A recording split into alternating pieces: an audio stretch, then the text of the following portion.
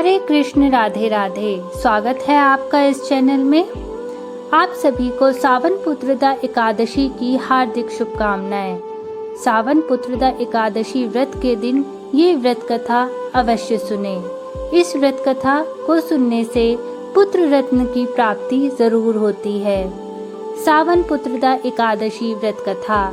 युधिष्ठिर ने पूछा, हे मधुसूदन, श्रावण के शुक्ल पक्ष में किस नाम की एकादशी होती है? कृपया मेरे सामने उसका वर्णन कीजिए।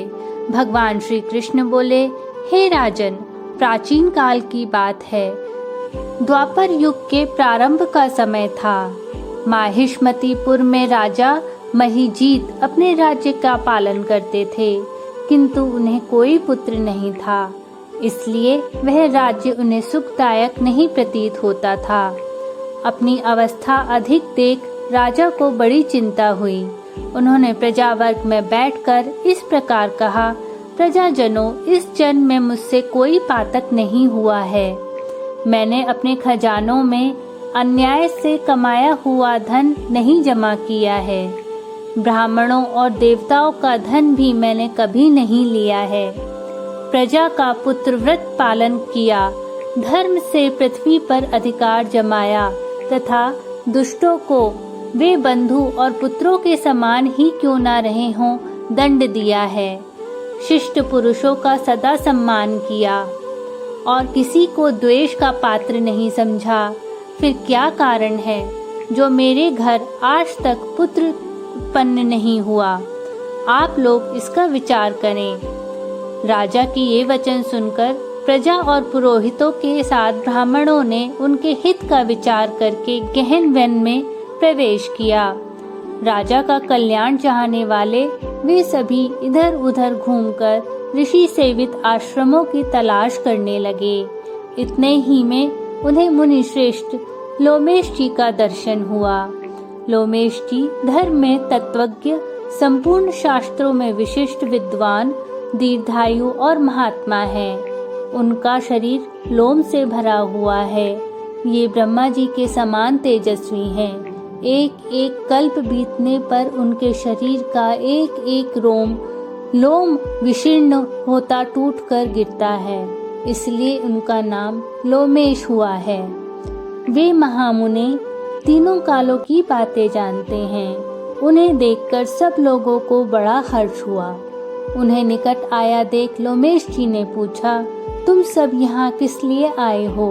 अपने आगमन का कारण बताओ। तुम लोगों के लिए जो हितकर कार्य होगा उसे मैं अवश्य करूँगा। प्रजा ने कहा, ब्राह्मण, इस समय महीजीत नाम वाले जो राजा हैं उन्हें कोई पुत्र नहीं है। हम लोग उन्हीं की प्रजा हैं, जिनका उन्होंने पुत्र की भांति ही पालन किया है। उन्हें पुत्रहीन देख उनके दुख से दुखित हो हम तपस्या करने का दृढ़ निश्चय करके यहाँ आए हैं।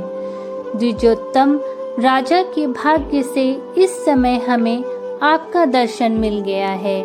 महापुरुषों के दर्शन से ही मनुष्यों के सब कार्य सिद्ध हो जाते हैं। हे मुने, अब हमें उस उपाय का उपदेश दीजिए जिससे राजा को पुत्र की प्राप्ति हो जाए।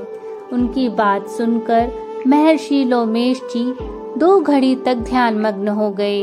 तत्पश्चात राजा के प्राचीन जन्म का वृतांत जानकर उन्होंने कहा, प्रजावृंद सुनो। राजा महीजीत पूर्व जन्म में मनुष्यों को चूसने वाला धनहीन वैश्य था। वह वैश्य गांव-गांव घूमकर व्यापार किया करता था। एक दिन जेठ के शुक्ल पक्ष में दशमी तिथि को जब दोपहर का सूर्य तप रहा था, वह गांव की सीमा में एक जलाशय पर पहुंचा। पानी से भरी हुई बावली देखकर वैश्य ने वहां जल पीने का विचार किया। इतने ही में वहां बछड़े के साथ एक गौ भी आ पहुंची। वह प्यास से व्याकुल और ताप से पीड़ित थी, अतः बावली में जाकर जल पीने लगी। वैश्य ने पानी पीती हुई गाय को हाँक कर दूर हटा दिया और स्वयं पानी पीने लगा। उसी पाप कर्म के कारण राजा इस समय पुत्रहीन हुए हैं। किसी जन्म के पुण्य से इन्हें अकंटक राज्य की प्राप्ति हुई है। प्रजा ने कहा, हे मुनि, पुराण में सुना जाता है कि प्रायश्चित रूप पुण्य से पाप नष्ट हो जाता है, अतः पुण्य का न उपदेश कीजिए जिससे उस पाप का नाश हो जाए। लोमेश जी बोले, हे प्रजाजनों, श्रावण मास के शुक्ल पक्ष में जो एकादशी होती है वह पुत्रदा एकादशी के नाम से विश्वविख्यात है। वह मनोवांछित फल प्रदान करने वाली है। तुम लोग उसी का व्रत करो। यह सुनकर प्रजा ने मुनि को नमस्कार किया और नगर में आकर विधि पूर्वक पुत्रदा एकादशी के व्रत का अनुष्ठान किया। उन्होंने विधि पूर्वक जागरण भी किया और उसका निर्मल पुण्य राजा को दे दिया। तत्पश्चात रानी ने गर्भ धारण किया और प्रसव का समय आने पर रानी ने एक बलवान पुत्र को जन्म दिया। इस कथा का महात्म्य सुनकर मनुष्य पाप से मुक्त हो जाता है और इस लोक में सुख पाकर अंत में दुर्लभ मोक्ष को प्राप्त करता है। जय श्री हरि, जय विष्णु।